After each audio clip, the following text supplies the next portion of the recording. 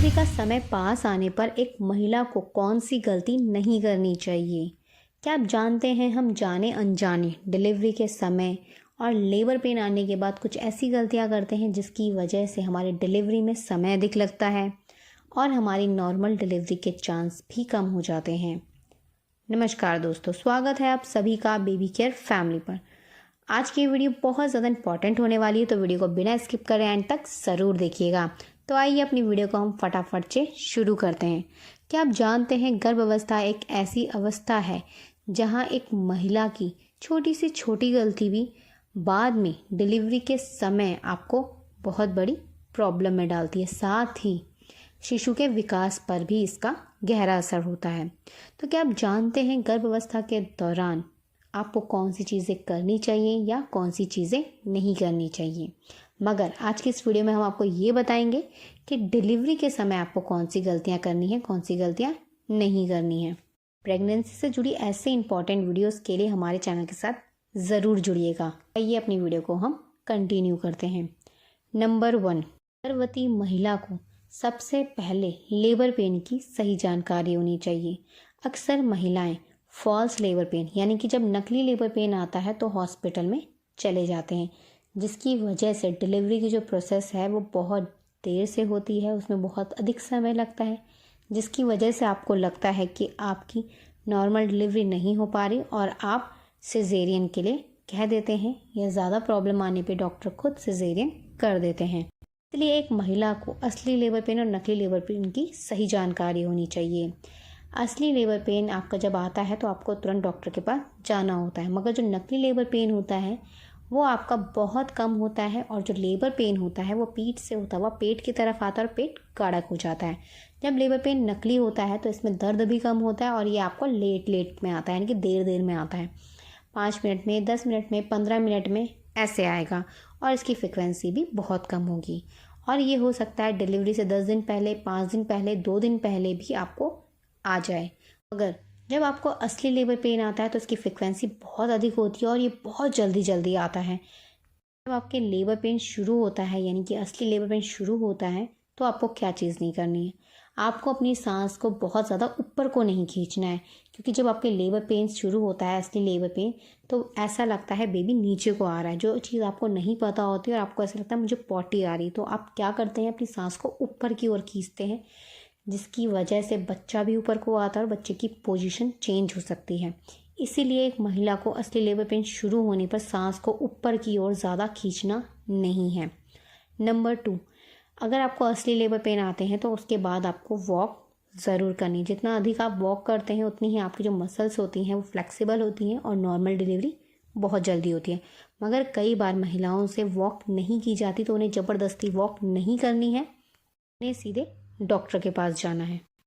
Labour pain शुरू होने के बाद एक महिला को गर्म दूध, गर्म पानी, देसी घी, कैस्टर ऑयल, गर्म हलवा, गर्म तासीर की चीज़ें ज़रूर लेनी चाहिए। इससे क्या होता है, आपकी बच्चेदानी का मुंह फ्लेक्सिबल होता है और जल्दी से आसानी से खुलता है।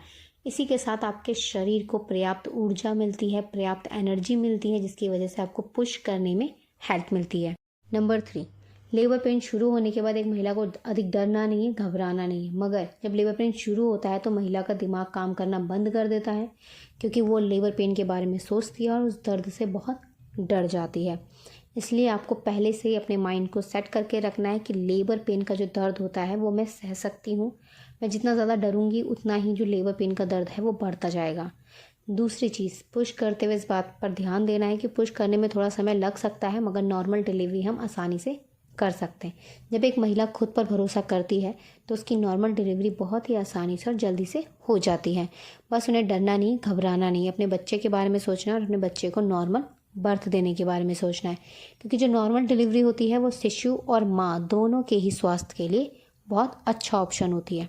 नॉर्मल डिलीवरी होने के बाद या डिलीवरी का जब समय होता है तो एक महिला का दिमाग सच में काम नहीं करता, और डिलीवरी के बाद जब बेबी आ जाता है तो उन्हें उस चीज़ की सही जानकारी नहीं होती, जिसके बाद उनकी डिलीवरी के बाद की लाइफ भी थोड़ी सी डिफ़िकल्ट हो जाती है। इसीलिए एक महिला को डिलीवरी से पहले बच्चे की देखभाल कैसे करनी है, अपनी देखभाल कैसे करनी है, अपनी डाइट में क्या क्या चीज़ें शामिल करनी है, ब्रेस्ट मिल्क अगर नहीं बनता तो क्या खाना है, बच्चे को कैसे नहलाना है, कैसे पकड़ना है, क्या चीज़ें बच्चे के लिए यूज़ करनी है, इन चीज़ों की जानकारी एक महिला को पहले से रखनी बहुत ज़रूरी है, ताकि उन्हें डिलीवरी के बाद ज़्यादा प्रॉब्लम्स ना आए।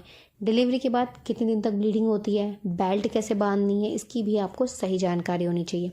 इसी के साथ डिलीवरी के बाद बहुत बार महिलाओं को डिप्रेशन का शिकार होना पड़ता है, इसीलिए आपको ध्यान रखना है कि आपको अकेले नहीं रहना, परेशान नहीं रहना, डिप्रेस्ड नहीं रहना। एक महिला 9 महीने तक प्रेग्नेंट होती है तो वो कहीं बाहर जा नहीं सकती, बहुत सारी प्रॉब्लम्स आती हैं, कुछ खा नहीं सकते सही से, कुछ पी नहीं सकते सही से, बैठ नहीं सकते तो सो नहीं सकते। इन चीज़ों की वजह से भी एक महिला परेशान होती है। साथ ही जब डिलीवरी के बाद बेबी आ जाता है तो एक महिला और ज़्यादा बध जाती है, वो बाहर नहीं जा सकती, वो कुछ सही से खा नहीं सकती, अच्छे से पी नहीं सकती। कभी कभी नॉर्मल डिलीवरी भी हो तो चलने में बैठने में दिक्कत होती है। अगर आपका सिजेरियन होता है तो उसमें तो 6 महीने का आपको अच्छे से अपनी देखभाल करनी होती है और 1 से 3 महीने भी लग जाते हैं आपकी रिकवरी में। तो एक महिला इन सारी बातों से और ज़्यादा परेशान हो जाती है, डिप्रेस्ड हो जाती है, जिसकी वजह से उन्हें डिप्रेशन का शिकार होना पड़ता है। इसलिए एक महिला को अकेले नहीं रहना, अपने बच्चे के साथ रहना, अपने फैमिली मेम्बर्स से बात करते रहनी है और अपने आप को अकेलेपन से दूर रखना है। इसी के साथ आपको अपने खाने पीने पे भी अच्छे से ध्यान देना चाहिए। सबसे ज़रूरी चीज़, डिलीवरी के बाद एक महिला को अपनी अच्छे से मसाज और अपनी अच्छे से देखभाल ज़रूर करनी चाहिए। डिलीवरी के बाद खाए जाने वाले हलवा, लड्डू, पंजीरी, ये सारी चीज़ें उन्हें लेनी चाहिए ताकि उनके शरीर में रिकवरी जल्दी से हो सके, उनके शरीर में जो कमी हो जाती है वो अच्छे से पूरी हो सके। अपनी बॉडी की मसाज कराते हैं तो इससे आपको आगे चलकर तकलीफ़ नहीं होती है। आपने कई बार महिलाओं को देखा होगा जिन्हें डिलीवरी के 1 साल बाद या 6 महीने बाद भी अपने शरीर को लेके बहुत सारी तकलीफ़ें होती हैं, मगर कुछ महिलाएं ऐसी हैं जिनको प्रॉब्लम्स नहीं होती। क्या आप जानते हैं डिलीवरी के बाद मसाज करवाई जाती है? जिसको इस बारे में जानकारी हो, ज्ञान हो, उसी से आपको अपनी मसाज करवानी चाहिए। और डिलीवरी के बाद जो आप मसाज कराते हैं इससे भी आपको आगे चलकर बहुत सारे फ़ायदे होते हैं और आगे चलकर होने वाली परेशानियों से आप बच जाते हैं।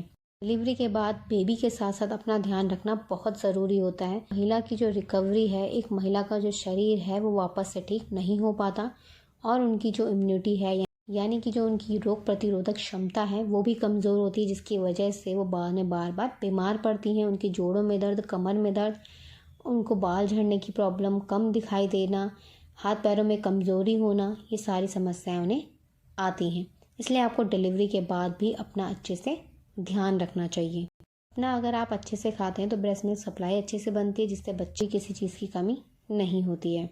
6 महीने तक बच्चे के लिए माँ का दूध बहुत ज़रूरी होता है, इसलिए आपको कोशिश करनी है कि आपको अपने ब्रेस्ट मिल्क सप्लाई को बढ़ाने के लिए चीज़ें लेनी चाहिए, खानी चाहिए, ताकि आपके बच्चे को भी 6 महीने तक आपका दूध अच्छे से मिल सके। इससे जुड़े कोई भी सवाल या सुझाव हो तो प्लीज़ कमेंट करके ज़रूर लिखिएगा। अगर आपको हमारी वीडियो पसंद आई हो तो प्लीज़ इस वीडियो को लाइक कर अपने दोस्तों के साथ शेयर ज़रूर कीजिएगा। अगर आप हमें फेसबुक पर देख रहे हैं तो प्लीज़ हमें फॉलो ज़रूर कीजिए। अगर आप हमें यूट्यूब पर देख रहे हैं तो हमें सब्सक्राइब कर बेल आइकन ज़रूर प्रेस कीजिएगा, ताकि प्रेगनेंसी और पेरेंटिंग से जुड़े ऐसे इंपॉर्टेंट वीडियोज़ आपको मिलती रहें। हमारी वीडियो को पूरा देखने के लिए आप सभी का धन्यवाद। मिलते हैं आपसे नेक्स्ट वीडियो में, तब तक के लिए अपना ध्यान रखिएगा। धन्यवाद, नमस्कार।